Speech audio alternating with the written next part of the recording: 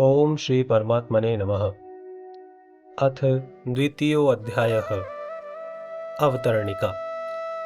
दुर्योधन ने द्रोणाचार्य से दोनों सेनाओं की बात कही, पर द्रोणाचार्य कुछ भी बोले नहीं। इससे दुर्योधन दुखी हो गया। तब दुर्योधन को प्रसन्न करने के लिए भीष्म जी ने जोर से शंख बजाया।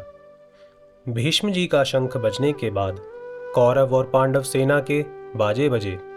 इसके बाद 20वें श्लोक से श्री कृष्ण अर्जुन संवाद आरंभ हुआ। अर्जुन ने भगवान से अपने रथ को दोनों सेनाओं के बीच में खड़ा करने के लिए कहा।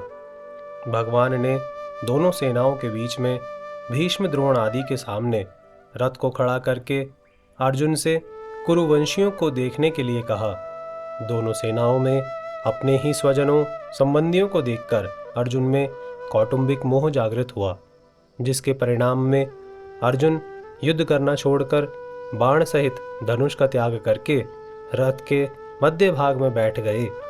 इसके बाद विषाद मग्न अर्जुन के प्रति भगवान ने क्या कहा, यह बात धृतराष्ट्र को सुनाने के लिए संजय दूसरे अध्याय का विषय आरंभ करते हैं। संजय उवाच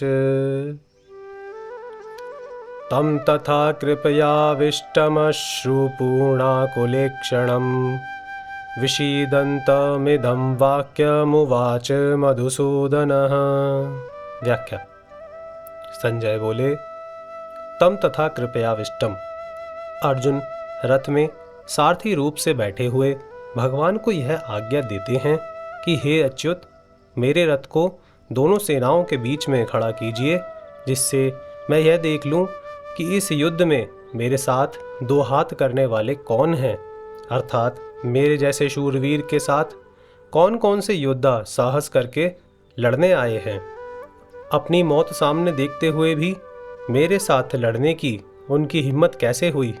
इस प्रकार जिस अर्जुन में युद्ध के लिए इतना उत्साह था, वीरता थी, वे ही अर्जुन दोनों सेनाओं में अपने कुटुंबियों को देखकर उनके मरने की आशंका से मोहग्रस्त होकर इतने शोकाकुल हो गए हैं कि उनका शरीर शिथिल हो रहा है, मुख सूख रहा है, शरीर में कंपकपी आ रही है, रोंगटे खड़े हो रहे हैं, हाथ से धनुष गिर रहा है, त्वचा जल रही है, खड़े रहने की भी शक्ति नहीं रही है और मन भी भ्रमित हो रहा है। कहाँ तो अर्जुन का यह स्वभाव कि न दैन्यम न पलायनम, और कहाँ अर्जुन का कायरता के दोष से शोकाविष्ट होकर रथ के मध्य भाग में बैठ जाना। बड़े आश्चर्य के साथ संजय यही भाव उपयुक्त पदों से प्रकट कर रहे हैं। पहले अध्याय के 28वें श्लोक में भी संजय ने अर्जुन के लिए कृपया पर्याविष्टः पदों का प्रयोग किया है।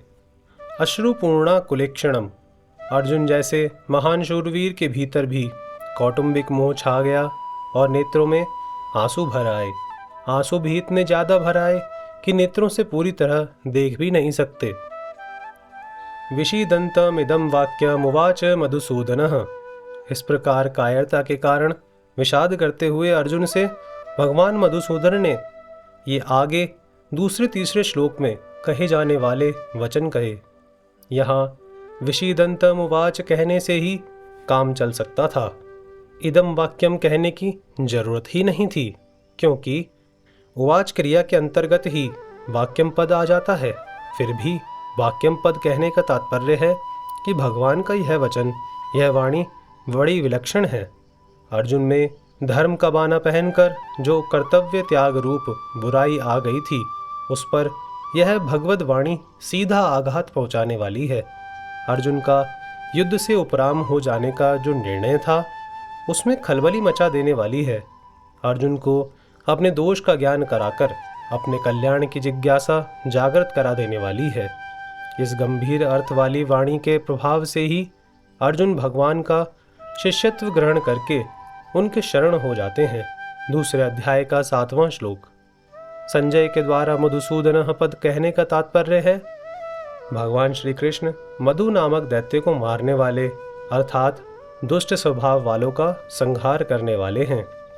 इसलिए वे दुष्ट स्वभाव वाले दुर्योधन आदि का नाश करवाए बिना रहेंगे नहीं।